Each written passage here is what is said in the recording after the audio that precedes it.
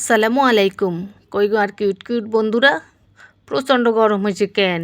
আর এই গরমে প্রাণ জুড়ানো একখান খাবার খোঁজেনের জানি তো। এটা রান্নাগুলাই লই এসি আজকে অজ্ঞা ডিম আর 1 কাপ দুধ দিই এক কারি কলিজা ঠান্ডা করা এই ডেজার্ট। আশা করি ব্যাকের কাছে ভালো লাগবে। ভালো লাগলে যারা অন্য চ্যানেল সাবস্ক্রাইব করেননি চাইলে চ্যানেল সাবস্ক্রাইব করে পাশে থাকা অল বাটন ক্লিক করে রাখতেন হারেন, তাইলে আজ দেখতে যে রেসিপি ব্যাকের আগে আনের কাছে চলে যাব। চলেন প্রাণ জুড়ানো ঠান্ডা ঠান্ডা এই খাবারটা বানাই দিই। এই খাবারটি বানানোর জন্য নিয়ে নিচ্ছি মেজারমেন্টে 250 গ্রামের কাপে 1 কাপ লিকুইড দুধ।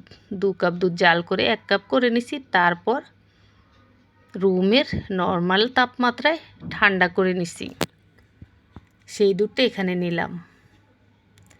নিয়ে নিছি 2 টেবিল চামচ চিনি, নিয়ে নিছি 1/4 চা চামচ লবণ, নিয়ে নিচ্ছি 2টো এলাচের বীজ পাটায় পিষে গুঁড়ো করে। এলাচ প্রথমে তাওয়ায় তেলে মুচমুচে করে নিছি, তারপরে এলাচের ভেতরের বীজগুলো পাটায় পিষে গুঁড়ো করে নিছি, সেটা নিয়ে নিছি। নিয়ে নিছি 1টি ডিম। এটা ব্রয়লার মুরগির ডিম, আপনি চাইলে হাঁসের ডিম নিতে পারবেন, দেশি মুরগির ডিমও নিতে পারবেন। তারপর খুব ভালো করে ডিম দুধ মিশিয়ে নিতে হবে। খুব ভালো করে মেশাতে হবে, কমপক্ষে 6 থেকে 7 মিনিটের মতো অনবরত নেড়ে নেড়ে। তা আমি খুব ভালো করে মিশিয়ে নিছি। এই বাটিতে বসাবো, তাই এই বাটিতে নিয়ে নিচ্ছি একটু সয়াবিন তেল। তারপর ব্রাশ দিয়ে বাটির তলায় এবং বাটির চারপাশে দেখুন ভেতরে তেলটা খুব ভালো করে ব্রাশ করে নিচ্ছি। অবশ্যই তেলটা দিবেন, না হলে খাবারটা যখন বের করতে যাবেন তখন কিন্তু ভেঙে চুরে বের হবে। তো তেলটা খুব ভালো করে ব্রাশ করে নিছি।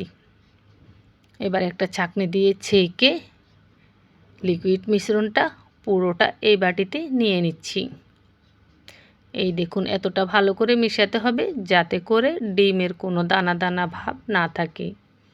এই রকম থাকবে, এটা অবশিষ্ট, এটা ফেলে দিচ্ছি। এবার চুলায় একটা হাঁড়িতে আমি পানি বসিয়ে দিছি দেখুন।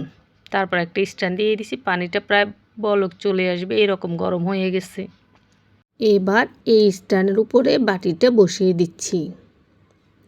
বাটিটা বসানোর সময় খেয়াল করতে হবে বাটির 4 ভাগের 1 ভাগ অংশ যেন পানির নিচে ডুবে থাকে, এই রকম করে পানি দিতে হবে। তারপর বাটির উপরে যে কোনো একটা ঢাকনা দিয়ে দিতে হবে। তারপর পাতিলের ঢাকনা দিতে হবে। পাতিলের ঢাকনা যদি ছিদ্র থাকে এভাবে কাগজ দিয়ে ছিদ্র বন্ধ করে দিতে হবে। এভাবে চুলার আঁচ মিডিয়ামে রেখে ঘড়ি ধরে পাক্কা 10 মিনিট সেদ্ধ করে নিছি।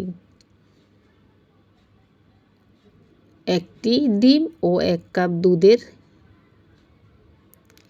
তাই ছোট, এটা 10 মিনিটে হয়ে গেছে।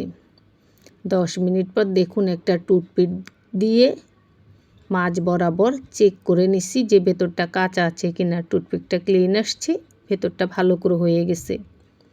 তারপর পাতিল থেকে নামিয়ে এটাকে রুমের তাপমাত্রায় রেখে ভালো করে ঠান্ডা করে নিছি।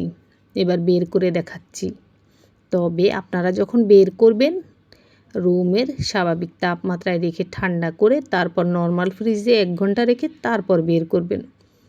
তাহলে এটা একটু শক্ত হবে, কাটতেও সুবিধা হবে, ভাঙবে না, আবার খেতেও ভালো লাগবে। তো আমি ভিডিওটা ছাড়বো, হাতে সময় কম, তাই রুমের স্বাভাবিক তাপমাত্রায় ঠান্ডা করেই দেখাচ্ছি। তবে আমি খাওয়ার আগে এটা নর্মাল ফ্রিজে রেখে খুব ভালো করে ঠান্ডা করে তারপরে খাবো। নর্মাল ফ্রিজে রেখে খুব ভালো করে ঠান্ডা করে খেলেই খেতে ভালো লাগে, আর খাওয়ার পরে পরানটা একেবারে জুড়িয়ে যায়। এই তো দেখুন কেটে সেটে দেখালাম। আশা করছি আজকের রেসিপিটাও আপনাদের ভালো লেগেছে। ভালো থাকবেন সবাই।